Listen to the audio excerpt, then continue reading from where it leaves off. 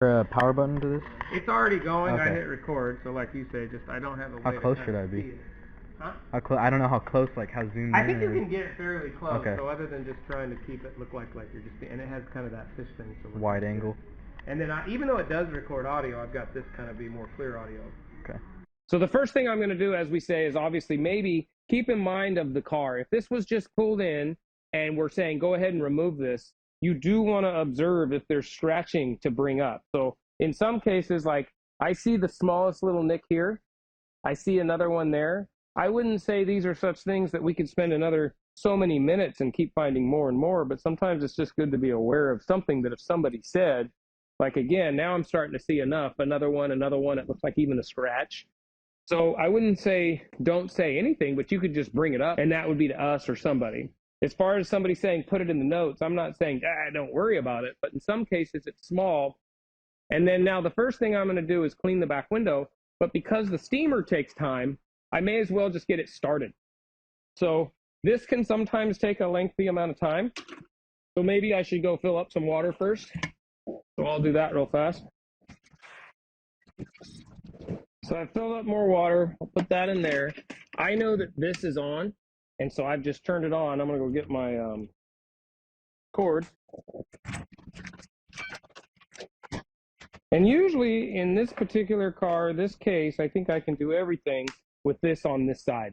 So I don't think I'm going to have to switch it. If I did, then maybe I'd give myself more slack with the cord.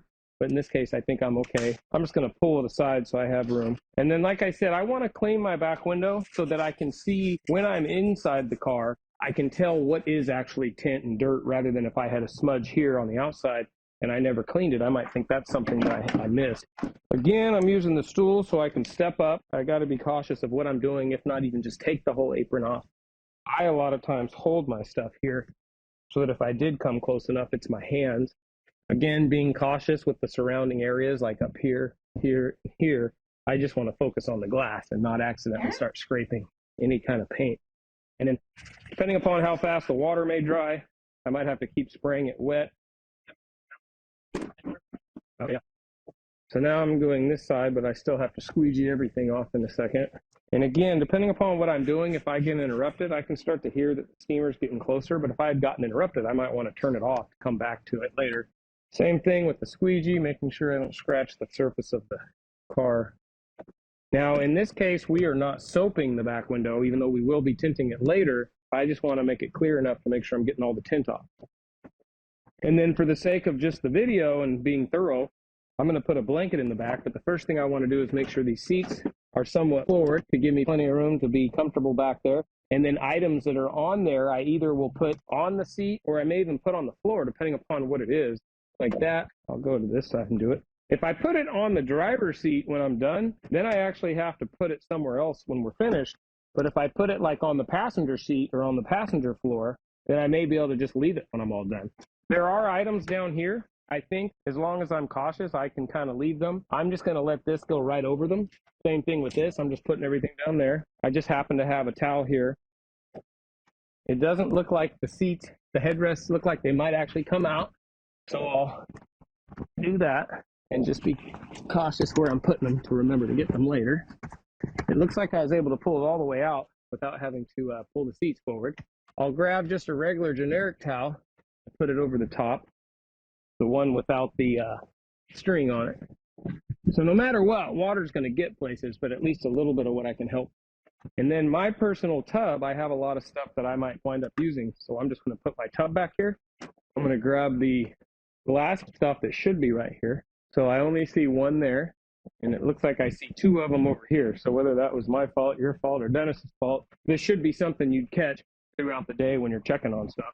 Got that back there. Now I want to find the steel wool. Is there? That one I think is smaller than I'm looking for. I thought there was a bigger one. So I'm going to use this one. And for now, I'm just going to kind of throw it back there. And then with this, like I said, I'm just getting it close. And I think I can reach over and get it. So I'm going to, and you can kind of squat. Try to keep your eye on me the best you can. Yeah, if you want to sit, if you can. I've got this coming in here. And then Dennis, I believe, in his pouch, I myself, in my pouch, have our own tweezers. If you didn't, then you'd have to find a pair of tweezers. And then just kind of start in a corner The defroster lines are vulnerable, that like you wouldn't want to scrape your tool across the defroster line. And it could even scratch that black painted border, so I wouldn't be trying to touch anything more than you have to. Like now I finally got the film. In some cases, when you're starting off, you might want to wear that extra amount of gloves. If you can do it without, that's good as well. And in this particular case, this particular product, I'm going to guess that this is going to come off like it is all in one piece. And then the glue seems to usually clean up pretty well once I spray it with the tint removal. If I spray it with the tint removal and just immediately start going to town on it, it might take a little bit like more work than as if I spray it and even let it sit for a couple of seconds before I start scrubbing, because then it soaks inside the glue.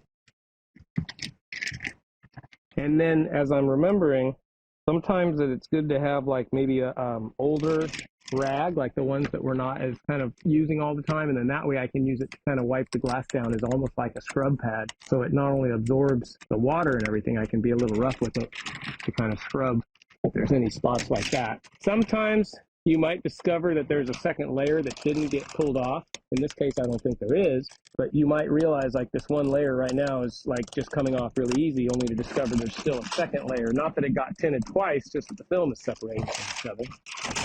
Now, not every time, but if you try to like pull so hard and it rips and makes kind of a ripping noise, sometimes that leaves a harder amount of glue. Like for that sometimes will leave more glue behind in those areas than as if you can pull it with the steamer doing most of the work. And I can see little ripples in the product that would make me think that's harder glue to clean up. And then like just kind of using, like right now I've grabbed a big groove, I'm creating a pocket, I'm letting the steam accumulate underneath. I'm kind of twisting the film in a way so that behind the third brake light, it's kind of pulling it away from the bottom and not just kind of out. I almost think it might have ripped. Maybe it didn't.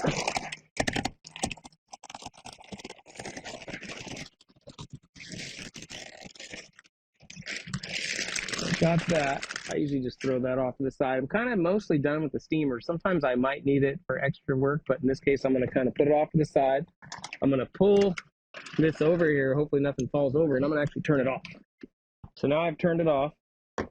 This is my glass. No, this one's my glass cleaner. Or I mean my tint removal, glue removal. And so like I say, I'm just going to try to spray it. I don't want to use so much that I'm wasting it, but I want to literally hit every inch of the back window. And then like I said, I'll hold the camera for a second, and then if you want to go over to that spot and grab me one of those older towels. And so like we say, I'm just going to let this soak in there for a second or two. And you can almost say, you can see that the glue literally almost disappears. Like down at the bottom, you can see the discoloration, but above it, it almost looks like it's, as I say, just eating it away, which is a good thing. And so like we said, with this rag here, I don't want to absorb the product just yet. So I want to start with the steel wool and scrub as much of it as I can away. And then as far as the product working so well, you can tell that it's still there. So I'm not like, I don't need to really spray anymore, but what I can do is just use my regular, this is the soapy water, just for added lubrication.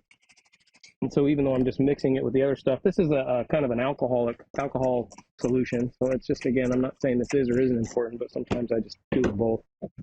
And then I've got my hand upside down, so I have more force here. If I was trying to do it like that, it might be a little hard to reach further down. In this particular case, a lot of these that we're working with, sometimes the film just comes off very easy. Like I feel like this isn't as challenging as some of the ones we've had. And then this is our spatula-like scrubber. I'll put this on here and I can get further down now. And this was that area with that extra kind of rip that I did that still seems that it came off pretty good, that I can tell.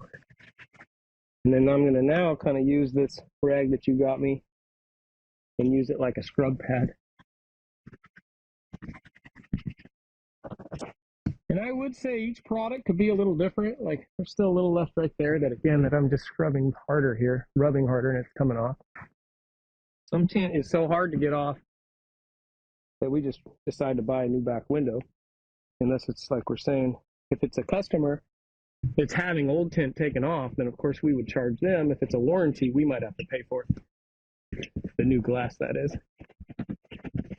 And let's just say if you're being the prepper, when you're done, ideally, you're supposed to be so completed that we come in and tint it like it's a new car, and then if there's leftover glue that we tint on top of, it would almost be kind of like, call it your fault. But we do kind of keep our eye out for that. So now I'm going straight to the soap. I don't need the tint off anymore. I'm doing just a regular, normal clean. And I kind of feel like this is my last kind of finished up as the prepper to say, okay, it's ready for the tinters. And it's hard to see behind the third brake light, so when you're done, unless you have a spotter, you can kind of double check before you call yourself completed. And along the dots, the edge is sometimes where some glue will get left over, so I'll kind of keep my eye out for that. And I see something right there. I think that's actually on the outside though. Was it, or you can't tell? And then I extended this channel lock so I can kind of reach further than it was.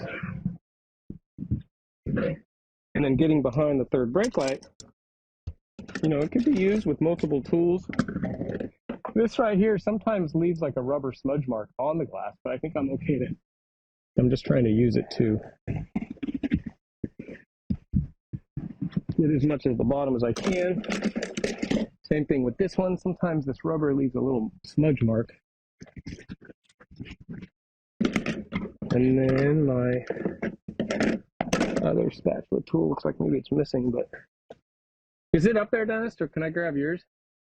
The rubber spatula to push out the film. Oh, here it is. Never mind. I got it. Now, when I try to take this straight to the glass, because it's dry, it doesn't work very well. So as gross as it may or may not sound, I usually just lick it, and then it'll slide better.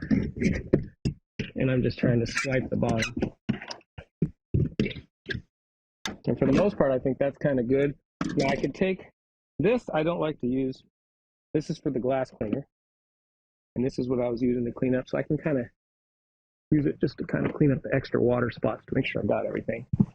I'm wiping the door panel, this top part of the third brake light. And then if I wanted to be extra cautious, I can hold this like this, shove it down there.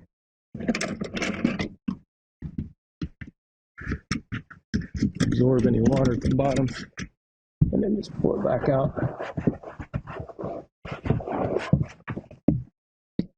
And then I would say now, depending upon if this was your tub or who, if you even had a tub, now I want to actually somewhat clean up my mess and get out, and then it's ready for the tinter. So we'll come out that way, and then we'll check the bottom for any kind of glue. This is the hardest part to see. See, these are those smudge marks from my tool, but we should be able to clean those up when the tinter does that again. Cleans it for the last sweep time. Theirs looks like, I don't know what that is. Looks like a little piece of tint that might have got stuck on the, I don't know what that is, like a little string of tint. And then you may or may not need to actually clean it one last time, or it could just possibly just need to be soaped. And that's what I'll just do right now, is just go straight to soaping it. And then that's ready for that back window to heat shrink and tint.